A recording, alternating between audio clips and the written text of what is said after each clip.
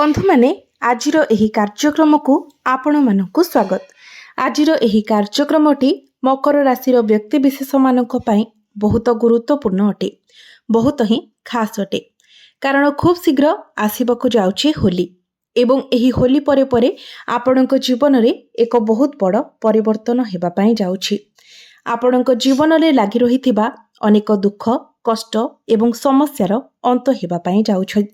कारण आपण जानिले खुशी हेबे जे 11 मार्च 2026 परे गुरु बकरीरू मार्गी हेबा पई जाउछंती एवं आपणकर जीवन को एक बड़ परिवर्तन आनिबाकु जाउछंती। आपणक जीवन रे अनेक गुड़िए नूतन घटना घटिब, गोटे नूतन अध्याय आपणक जीवन रे आरंभ हेब। तेबे बंधु माने आपणक जीवन रे केउ सब घटना गुड़िक घटिब, केउ सब क्षेत्र रे परिवर्तन हेब, केउ सबु बड़ बड़ सफलता आपनकु मिलिबो, से विषय जानिबा पई आपण माने भिडियोटी को स्किप न करी शेष पर्यंत निश्चय देखंतु एवं भिडियोटी को लाइक करी चैनलटी को सब्सक्राइब करि दियंतु। कमेंट बॉक्स रे भक्ति एवं श्रद्धार सहित जय श्री जगन्नाथ जय मां लक्ष्मी निश्चय लिखंतु।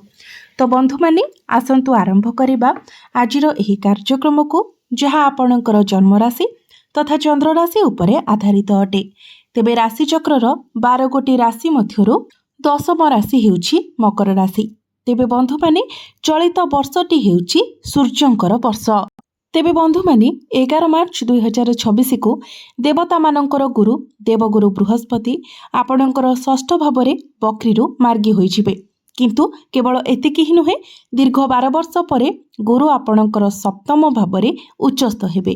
गुरु निजर उच्च राशि रे प्रवेश करिबे, कर्कट राशि रे प्रवेश करिबे। गुरु हेउछंती आपणकर तृतीय एवं द्वादश भावर अधिपति एवं तृतीय एवं द्वादश भावर अधिपति होई गुरु आपणकर सप्तम भावरे उच्चस्थ हेबे। तेबे बंधु माने वर्तमान गुरु आपणकर षष्ठ भावरे बकरी अवस्था रे गोचर करुछंती। यार अर्थ हेउछि प्रथमतः जदि कोनोसी मकर राशि व्यक्ति तांकर पाठ पढ़ा पाई तांकर घर पाई कोनोसी जिनिस ऋण नेबाकु चाहुथिले तो एठारे एक बहुत भलो जोग सृष्टि हेबो।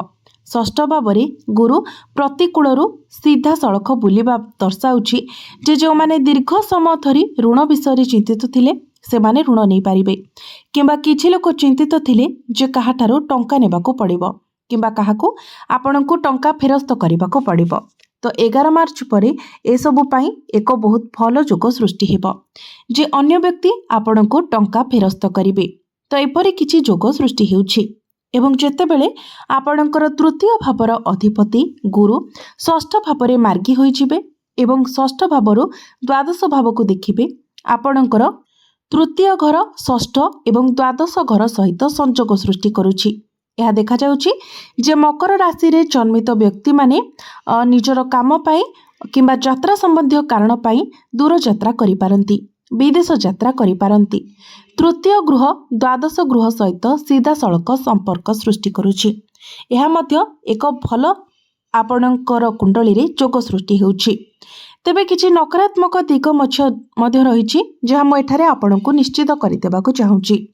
तो जे पर्यंत जून पूर्वरु गुरु आपणकर षष्ठ भावरे अछंती, आपण निश्चित करिनेबा उचित जे आपणकर स्वास्थ्य विशेष करी आपणकर जेमिति मोटापण बढ़ी पारे।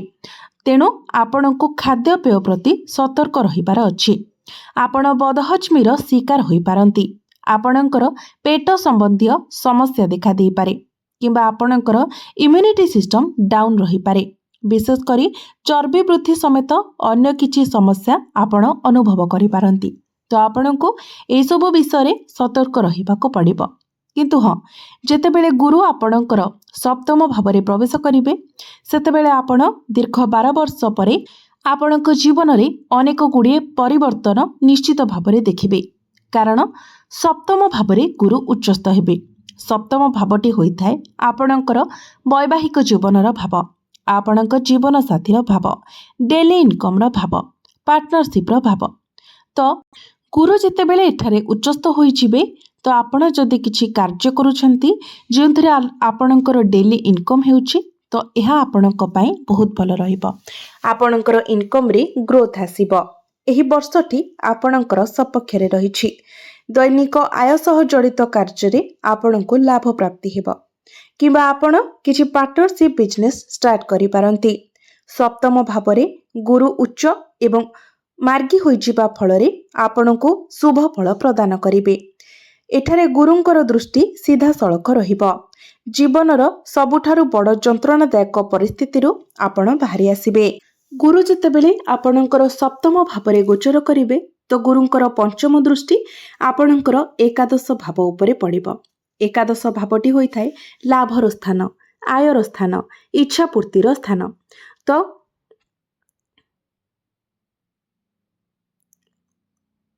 आपणकर व्यवसाय रे वृद्धि हेबो। बृहस्पति केवल एकादश भाव को देखु नाहंती, आपणकर प्रथम भाव एवं तृतीय भाव को मध्य देखुछंती, जहाकि तांकर स्वगृह उपरे रहुछि। किंतु आपणकर राशिर अधिपति शनिଙ୍କ उपरे गुरुंकर दृष्टि रहुछि। शनि हेउछंती कर्म फलदाता, न्यायदाता।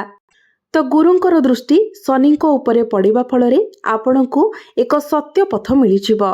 कारण जेबे भी गुरुंकर दृष्टि राशिर स्वामीଙ୍କ उपरे पड़िथाय तो सेतेबेले आपणकर ध्यान केंद्रित होइथाय, आपण स्थिर होइथांती, आपणकर मस्तिष्क स्थिर होइथाय।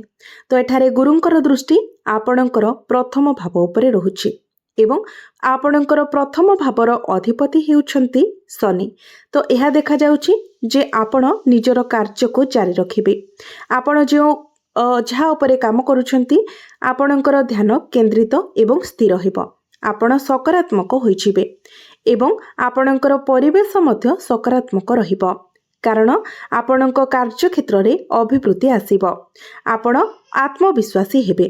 एठारे गुरुंकर दृष्टि तृतीय भाव उपरकु रहुछि एवं ताहा मध्य मीन राशि उपरे, जहाकि गुरुंकर निजर राशि अटे। तो जदि आपणकर कोनोसी यात्रा संबंधी कार्य रहिछि, आपण कोनोसी इंपोर्ट एक्सपोर्ट रो काम करूछंती, ट्रैवलिंग रो काम करूछंती, तो ए सबरे आपणको बहुत अधिक सफलता मिलिबो। किबा जदि आपण यूट्यूब, फेसबुक, इंस्टाग्राम किबा कोनोसी ऑनलाइन रिलेटेड काम करूछंती, ऑनलाइन शॉपिंग, डिजिटल मार्केटिंग किंबा ऑनलाइन जड़ित जेकोसी भी कार्य करूछंती, सेथिरे आपणको शुभ फल प्राप्ति हेबो। गुरुंकर दृष्टि आपणकर प्रथम भावरे पड़िबा कारणरू आपणकर कुंडली रे गजकेसरी राजयोगर निर्माण हेबो। शास्त्र रे चंद्र एवं बृहस्पति को बंधु भावरे विवेचना करा जाय। सप्तम भावरे गुरुंकर उपस्थिति आपणकर वैवाहिक जीवन पाई मध्य शुभ फल प्रदान करिबो। जदि आपण अनेक दिन धरी निजर वैवाहिक जीवन को नेकी चिंतित अछंती, वैवाहिक जीवन रे समस्या लागि रहुछि, तेबे सेही समस्या आपणकर दूर होइजिबो। आपणकर वैवाहिक जीवन बहुत भल रहिबो। किंबा जदि आपण अविवाहित अछंती, अनेक दिन धरी आपणकर विवाह होई पारु नाही, तो आपणकर गृह को विवाह प्रस्ताव आसीबो एवं विवाह मध्य स्थिर होइजिबो। बंधु माने मकर राशि हेउछि राशि चक्रर दशम राशि। दशम भावटी होइथाय कार्यक्षेत्रर भाव, क्यारियर भाव। तेणु जदि आपण सर्टकट नियंती, शीघ्र कार्य करंती किंबा ठकेई करंती, विशेष करी मकर राशिर व्यक्ति माने जदि ए सब करंती, तेबे आपण आहुरी अधिक क्षतिर सामना करिवे। कारण आपणकर राष्ट्राधिपति हेउछंती शनि, जे कि कर्मकारक ग्रह, न्यायर देवता, कर्मफलर देवता। तेणु गोटे स्थान रे बुद्धिमान भावरे, स्थिर भावरे, सकारात्मक भावरे कार्य करंतु। आपण निश्चित भावरे बहुत शुभ फल प्राप्ति करिवे एवं निश्चित भावरे एही समय सीमा रे मध्य आपणको शुभ फल प्राप्ति हेबो। कारण गुरुंकर दृष्टि आपणकर प्रथम एवं एकादश भाव उपरे रहुछि।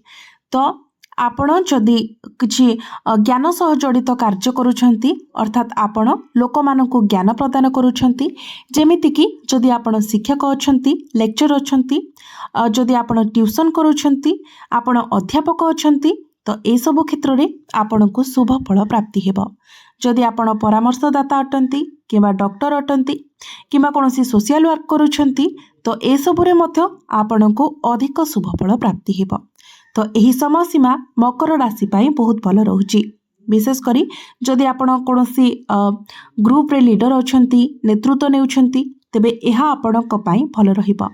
जदि आपण किछि डॉक्यूमेंटेशन काम करूछंती, तो एही समय सीमा आपणक पाई निश्चित भाबरे बहुत भल रहिबो। तो एबे आसंतु जानिबा किछि प्रतिकार विषय रे କିଛି ଉପାୟ ବିଷୟରେ ଯେଉଁଗୁଡ଼ିକ କରିବା ଦ୍ୱାରା ଆପଣଙ୍କୁ ଅଧିକ ମାତ୍ରାରେ ଶୁଭ ଫଳ ପ୍ରାପ୍ତି ହେବ। ତ ଯେହେତୁ ଆପଣଙ୍କର ରାଶ୍ୟାଧିପତି ଶନି ଅଟନ୍ତି, ତ ଶନିଙ୍କ ଠାରୁ ଅଧିକ ଶୁଭ ଫଳ ପ୍ରାପ୍ତି କରିବା ପାଇଁ ଆପଣ ପ୍ରତ୍ୟେକ ଦିନ ଶନିଙ୍କର ବୀଜ ମନ୍ତ୍ର 108 ଥର ଜପ କରନ୍ତୁ। ପ୍ରତ୍ୟେକ ଦିନ ଆପଣ ହନୁମାନ ଚାଳିଶାର ପାଠ କରନ୍ତୁ। ଏହା ଆପଣଙ୍କ ପାଇଁ ବହୁତ ଲାଭଦାୟକ ରହିବ। ଏହା ସହିତ ପ୍ରତ୍ୟେକ ଦିନ ଆପଣ ଉଦିତ ସୂର୍ଯ୍ୟଙ୍କୁ ତମ୍ବା ପାତ୍ରରେ ଜଳାର୍ଘ୍ୟ ଅର୍ପଣ କରନ୍ତୁ ଏବଂ ପ୍ରତ୍ୟେକ ଦିନ ସକାଳ ସମୟରେ ଆପଣ ଓମ୍ ନମଃ ଶିବାୟ ମନ୍ତ୍ର 108 ଥର ଜପ କରନ୍ତୁ। ନିଶ୍ଚିତ ଭାବରେ ଆପଣଙ୍କୁ ଅଧିକ ମାତ୍ରାରେ ଶୁଭ ଫଳ ପ୍ରାପ୍ତି ହେବ। ଆପଣଙ୍କର ଭାଗ୍ୟରେ ମଧ୍ୟ ଉନ୍ନତି ଆସିବ। ଯେଉଁ ସବୁ ସମସ୍ୟା ବାଧାବିଘ୍ନ ରହୁଛି ସେସବୁ ଦୂର ହୋଇଯିବ। ତ ବନ୍ଧୁମାନେ, ଆପଣଙ୍କର ଜୀବନ ମଙ୍ଗଳମୟ ହେଉ, ଏହା ହିଁ ଈଶ୍ୱରଙ୍କ ନିକଟରେ ମୋର ପ୍ରାର୍ଥନା। ଧନ୍ୟବାଦ।